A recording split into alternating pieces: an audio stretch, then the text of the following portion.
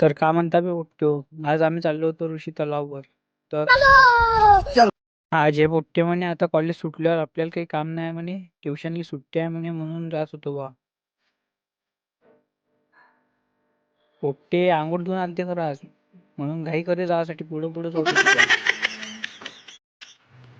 मग भेटले आम्हाला आयटीआय वाले, पण त्याच्या हातात दिसला व्हॉलीबॉल. म्हणून म्हटलं कॉलेजमध्ये चालले का व्हॉलीबॉल खेळायला चालले.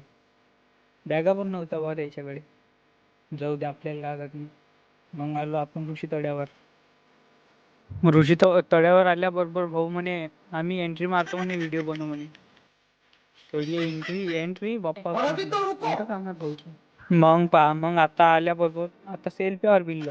जरासं मेंदू घुमते भाऊचा, काय नाही भाऊचे साहेब झेलून घ्या लागते, एखादं राहतेच असं. मग गेलो बा गायत्री मंदिरात. सगळ्यात पहिले दर्शन गायत्री मंदिराचं केलं. इकडे गणेशजीचे दर्शन झाले.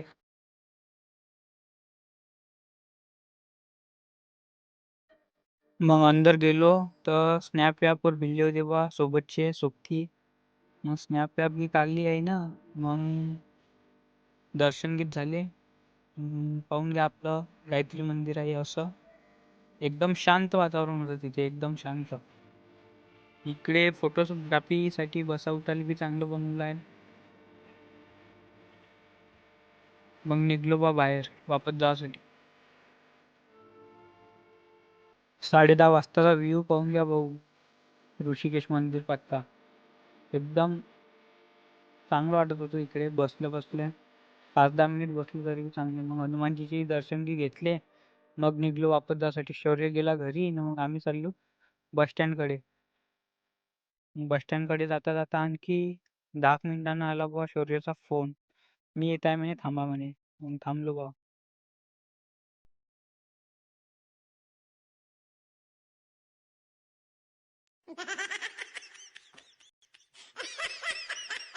तुमचा बी कधी फोकमाड्या ऐकायचा विचार होईल तर फक्त आपल्याला एकडा DM मध्ये मेसेज करून द्यायचा. केव्हा बी अवेलेबल आहे भाऊ फोकमाड्या सांगासाठी. मग आलो भाऊ बस स्टॉपवर. चला भेटू मग पुढच्या ब्लॉग मध्ये. धन्यवाद.